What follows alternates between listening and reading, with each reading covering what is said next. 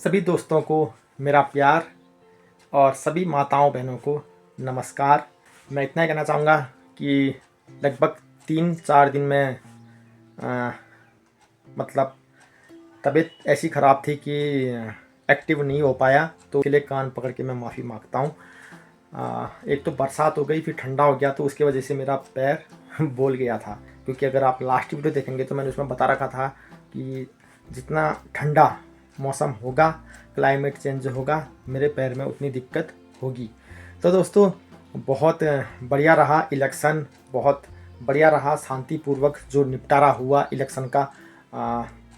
जनता जनार्दन ने जिसको चुनना था चुन लिया, जिसको नहीं चुनना था नहीं चुना। तो अगले 5 साल के बाद फिर उनके पास एक भाई एक कहते हैं गोल्डन चांस है, तो उसके लिए वो अपनी पिच तैयार करें, भले मैं हूँ हारने वाला या कोई हो। फिलहाल दोस्तों आप लोगों को ये बताने जा रहा था कि मैं बरेली के लिए निकलने वाला था, लेकिन इतने में ही रोड ब्लॉक, बारिश, कई चीज़ें, तो मम्मी ने मुझे घर से बाहर जाने नहीं दिया। और इसी बीच मेरे में इतनी हिम्मत भी नहीं थी, क्योंकि जितनी एनर्जी थी इलेक्शन के समय वो समझ लो कि पता नहीं वो एनर्जी कहाँ गई। तो रेस्ट में था, अपना घर में बच्चों के साथ समय बिताया। दुकान भी मेरी बंद थी इस बीच। तो अभी मैंने भांजी को फ़ोन किया, तो भांजी बोल रही है कि आप मुझे बता दें कौन सी दवाई भिजवानी है। तो कुछ जो दवाई हैं वो आ गई हैं, अभी पहुंची नहीं मेरे पास क्योंकि रोड ब्लॉक है। जैसे ही पहुंचेंगी मैं आपको दिखाऊंगा कि कौन सी दवाई आई है। अब रही बात दोस्तों कि जो केस चल रहा था, अपराधी ने जो मेरे साथ मतलब मार धाड़ की, भाई वो उसका क्या है। तो एक काम करते हैं, अभी मौसम थोड़ा साफ़ है, मैं आपको मतलब आउटडोर करता हूँ, ठीक है, इंडोर नहीं, क्योंकि घर के अंदर फिर ऐसी बातें करना अच्छा नहीं लगता है। तो एक काम करते हैं, कहीं बाहर चलते हैं, फिर आपसे बात करते हैं।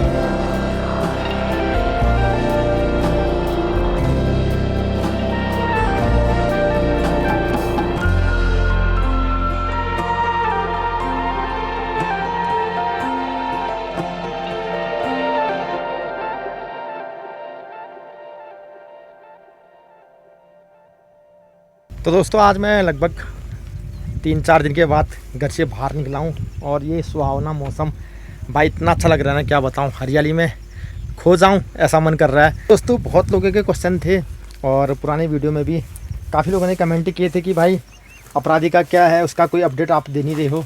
तो मैं इतना कहना चाहूँगा दोस्तों कि अपडेट ये है, मैं केस वापस नहीं ले रहा हूँ।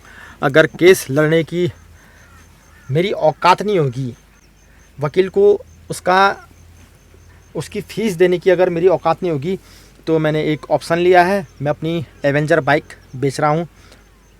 एवेंजर बाइक बेच के भी मैं वकील को पैसे दे के उसकी फ़ीस जो भी होगी वो करके भी मैं अपना केस लड़ रहा हूँ। और अगर लास्ट में भले 2 साल हो गए, 4 साल हो जाएं या 10 साल हो जाएं, केस चलता रहे और मेरे पास पैसा ख़त्म हो जाए, तो उसके बाद फिर मैं साफ कह रहा हूँ, अगर मैं नहीं लड़ पाऊँगा तो केस अपना सरकारी वकील को हैंडल कर दूँगा या फिर भीम आर्मी को हैंडल कर दूँगा। मैं साफ कह रहा हूँ, लेकिन मैं केस किसी भी सूरत में वापस नहीं लूँगा। तो मैं बहुत चला, तो उसकी वजह से अब पैर ना पूरा झन्नाट हो रही है। तो कई लोग जो हैं मतलब जैसे पुराने होते हैं ना जो लोग 70 साल 65 साल वाले, तो उन्होंने मुझे कहा कि बाद में ये लकवा भी मार सकता है ये पैर।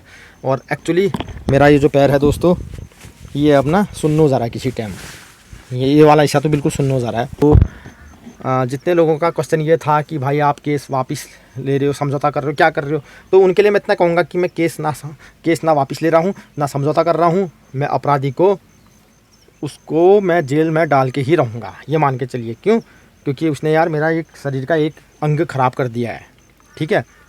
रही बात दोस्तों कि इलेक्शन में क्या था कैसा था, तो ठीक है, भगवान की कृपा से बहुत बढ़िया रहा, शांतिमय तरीके से निपटा, ठीक है। और हिम्मत मैंने अभी तक नहीं हारी है। कई लोगों के कमेंट आए कि भाई हम वकील करेंगे, ये है सो है।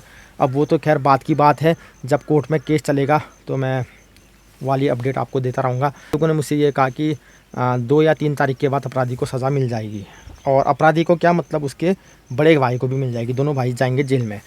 रही बात अब मेरी बाइक की, तो दोस्तों इस बाइक से मेरी बहुत यादें जुड़ी हैं, ठीक है।